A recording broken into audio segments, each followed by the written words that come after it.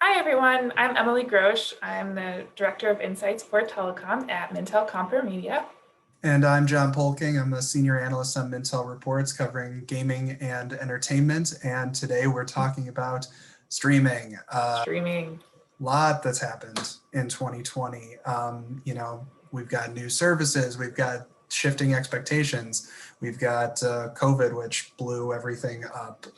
And Mhm. I think Emily, you've done a lot of research on kind of free ad-supported services over this past year. What do you think has sort of changed in 2020 to really boost this type of service for consumers?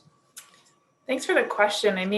Coming into 2020, we had anticipated as one of our trends that we would see a big acceleration of the free ad-supported services because we already knew that consumers enjoy free content, and also it would be a new avenue for marketers and also a place where older content libraries kind of get new eyeballs. But we couldn't have foreseen this health crisis, which has driven up the amount of time that consumers have to watch streaming video, and also has driven a lot of financial hardship and economic concerns. So the fact that free ad-supported services are bringing consumers more content to view and it's free, they don't have to worry about picking up another subscription services. I think it's really kind of in the sweet spot for what consumers want in 2020. Yeah, I think that's the ultimate sort of value package, really, is, low cost but high volume. I mean, we've seen Mhm. consumers have more options than ever in 2020, with That's the true. launch of new services. Yeah.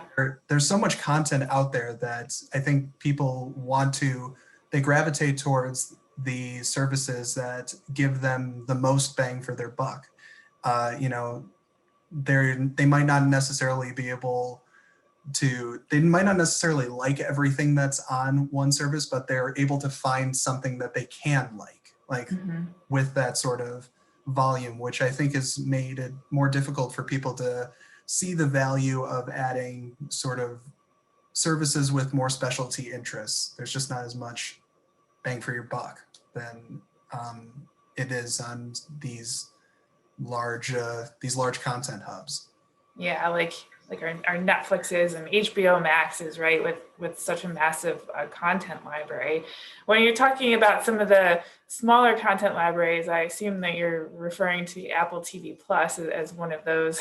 I could One of be. those. I could be. Yeah. I mean, we've seen that Apple extended their free trial for Apple TV Plus into February. And I think that's because with COVID production shutdowns, they weren't able to get their second seasons of their flagship shows out there in that time that one Mhm. trial might have run out. So they're moving the goalpost a little bit to try to give themselves a little bit more breathing room to contribute to that value add, which is a difficult position for an emerging service to be put in Mhm. when your focus is on original content and you can't necessarily populate it continuously with new stuff. Absolutely. It's very tough. I mean, how do you compete with a giant like Netflix? Like you said, I think what's really interesting to keep an eye on in 2021 is what is the reception of Apple's Apple One bundles, where yeah, you've got a smaller TV service included, but it potentially integrates in interesting ways with some of the other Apple services that are included in that bundle. What can Apple do with its hardware? What can it do with, any kind of interactions across music and TV and fitness and all of that. So that I think remains to be seen if Apple can bring more value through that bundle than it can with Apple TV Plus on its own.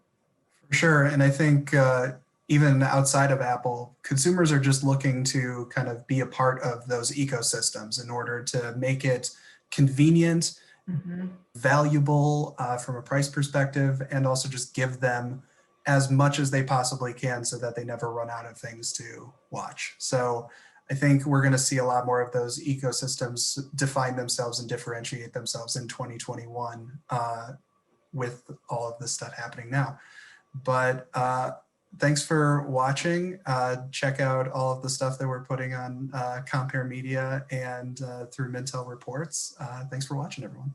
Thanks, everyone.